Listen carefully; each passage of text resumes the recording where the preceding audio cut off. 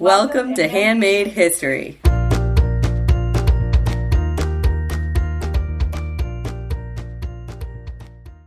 Hello and welcome to the podcast. I'm Alicia. I'm Sonia. And this is episode 8. We are going to be talking about flannel. But before we get started, if you are listening to this in real time, it's the middle of December and we're about to go into the holidays. So we'll be taking a break and we will be back in the new year with more episodes. Yes. So, flannel. I was inspired by my flannel sheets, which we just put on our bed and which are amazing, very warm. And flannel is also interesting to me because I feel like people in general don't have a good idea about different types of fabric. They don't know. We don't have a lot of fabric knowledge, but people do know a few different types of fabric, and flannel is definitely one of them. Everybody knows flannel. Yeah.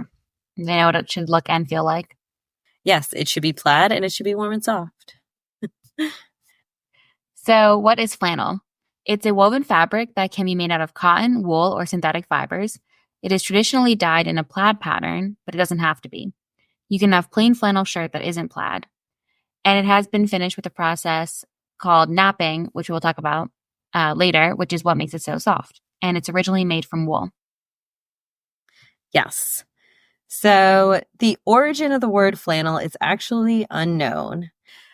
The earliest use of flannel appears in a list of belongings of Elizabeth of York, England in 1503. She says she has yards or yards of flannel, and flannel here is spelled with 2 F's.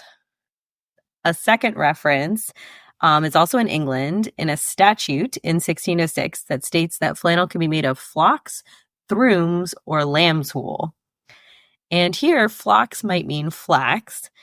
Thrums could mean wool. This is speculation on my part, but thrums today are bits of roving or unspun wool. And lamb's wool, still lamb's wool.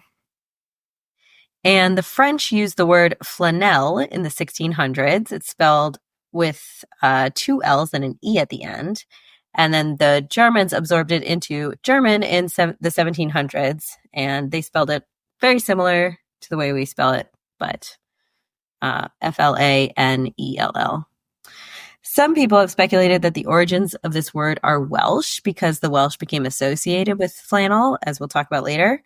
And the word for wool in Welsh is gulan, but I don't think that really sounds like flannel. So the word flannel in Welsh is gulanen, which also doesn't really sound like flannel to me, but it does have the N sound. So who really knows?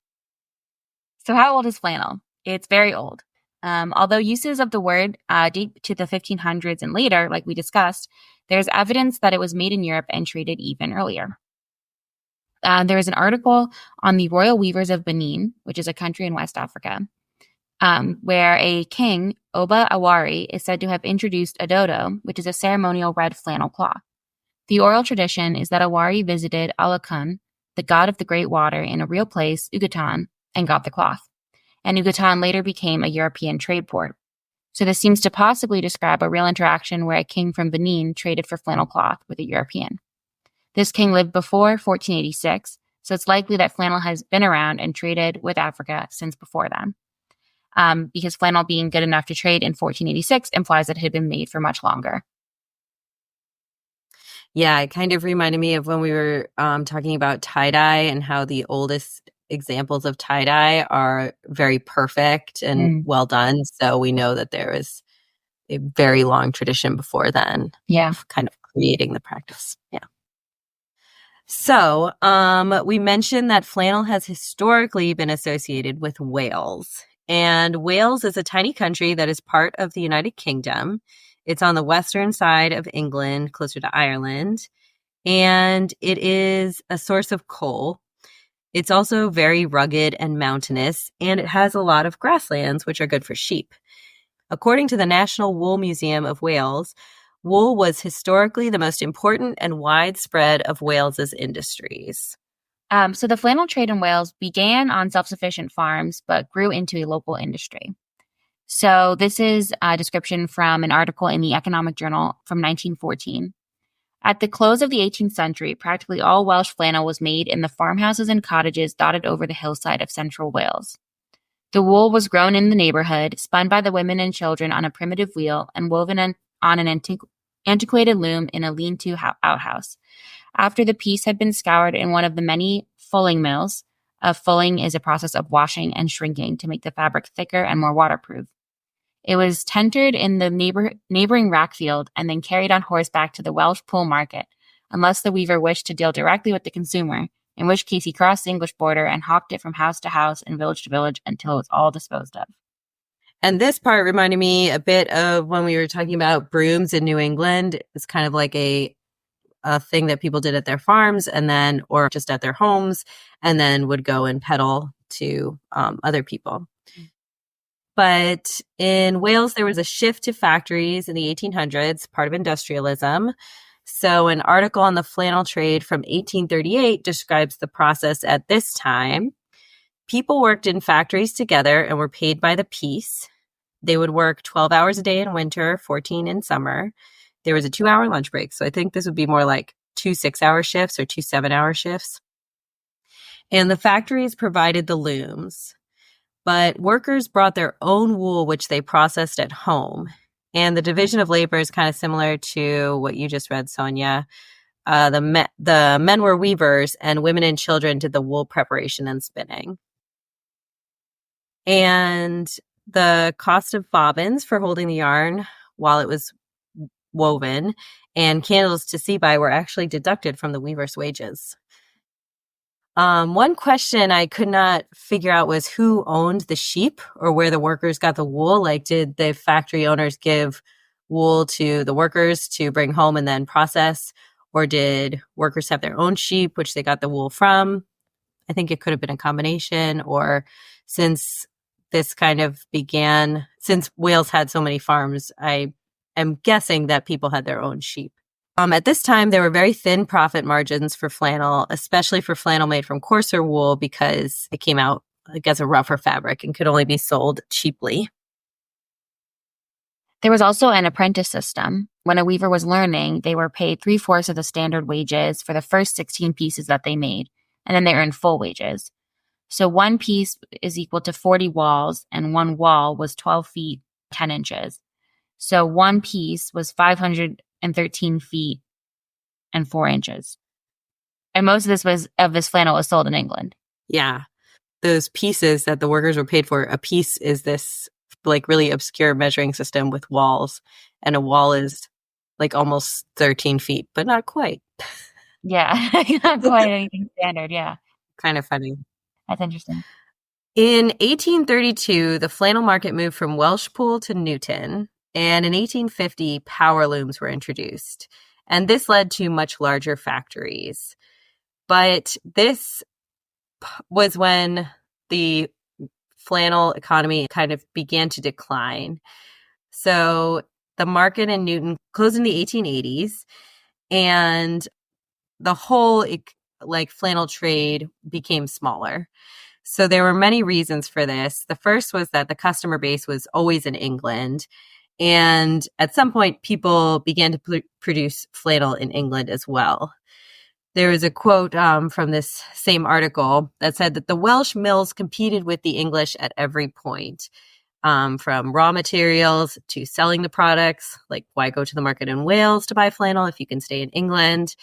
And then also to labor. So many of the weavers were actually people who were hired from outside of Wales, which meant that there was actually a shortage of labor in Wales and that immigrant workers were making this flannel in the larger factories. Finally, in 1889, there was a fire at the largest flannel mill in the country, the Cambrian Flannel Company, and it was rebuilt 3 years later as a leather factory. So that was really kind of like the death knell for any kind of like expansion of the flannel economy in Wales.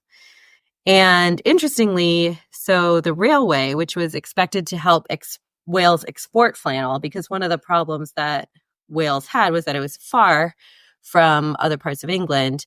And so a railway would, ideally improve trade going out, it actually ended up doing the opposite. It ended up bringing cheap flannel to Wales. So that was another kind of death knell for the expansion of this industry. So all this to say, it's not that the people in Wales stopped making flannel entirely, but it didn't go through like an industrialized boom. It just kind of petered out. So flannel is still very popular today. Flannel is warm and very soft for a few reasons. First, it's often woven from loosely spun yarn, which means that there's a lot of air in the fibers and trapped air keeps you warm. Second, it is napped. This is a process that uses fine wire bristles to distress fiber, making it softer. Flannel can be made from worsted or woolen yarns, and worsted yarns are made from longer fibers and they make a smoother cloth, and woolen yarns are airier and make a fuzzier cloth. And in the mid-century in the U.S., the three-piece flannel suit was a class marker. Yes, so a lot of this information comes from a very interesting website made by Matt Spacer, who co-wrote a book called From Tailors with Love, An Evolution of Menswear Through the Bond Films, all about James Bond and his many suits. And James Bond often wore three-piece flannel suits in a lot of the James Bond movies. And The Man in the Gray Flannel Suit is a novel that was by Sloan Wilson, not about James Bond, but came out around the same time. It was published in 1955, and in 1965, it was a movie starring Gregory Peck. And a quote, "The gray flannel suit represents the average and conformist American post-war middle-class working man." So it was actually kind of necessary at this time to wear a lot of layers. So a three-piece flannel suit includes pants, a vest, and a jacket. And of course, there's also a shirt that's not flannel. And men working in big buildings were often cold. There was not a lot of central heat. So it was very common to wear these. And James Bond wore flannel suits, like we said. And this kind of shows that he blends in. So it adds to his kind of like, he can just disappear and be every man, but also, he has a license to kill. So I didn't know that. I thought that was a fun detour. Yeah. I didn't either. Also, there's, of course, the LL Bean flannel, which is a very popular shirt. The first one was sold in a catalog in 1921 called the Guide Shirt, and it cost $5, which would be $88 today. And now it costs $49.95 or $74.99, depending on the shirt. So it is cheaper to us today. And there were 6 colorways. The Rob Roy, which was red and black, was very popular.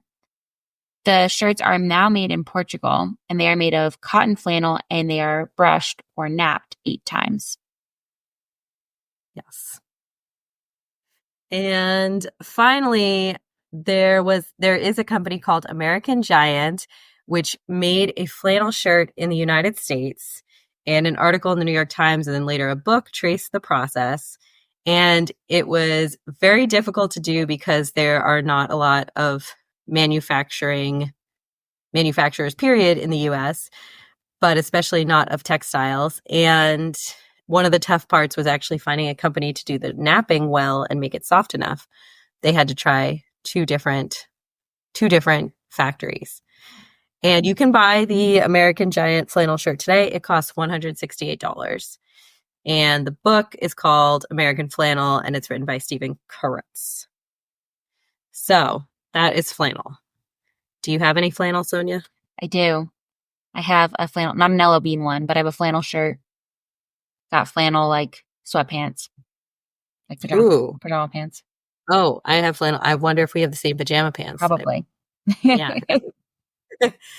I have a bean flannel, and my husband also has one, as I think every other male in the state has one.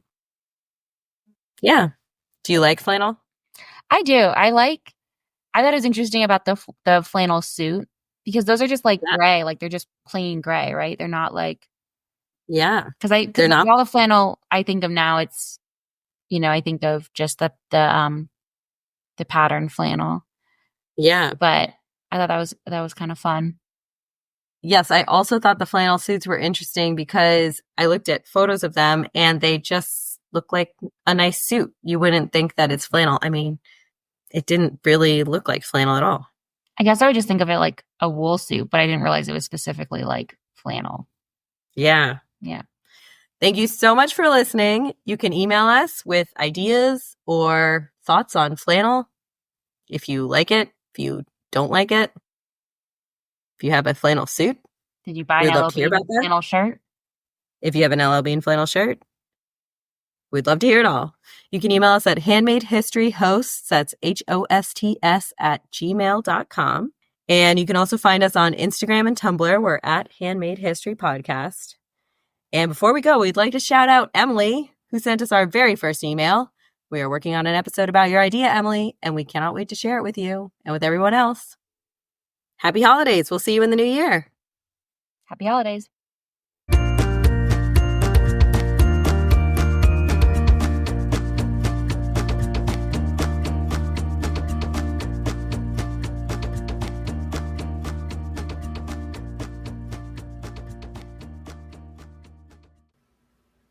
So how old is flannel? Now let me start. Very old. Yeah, very old. Very old. Okay.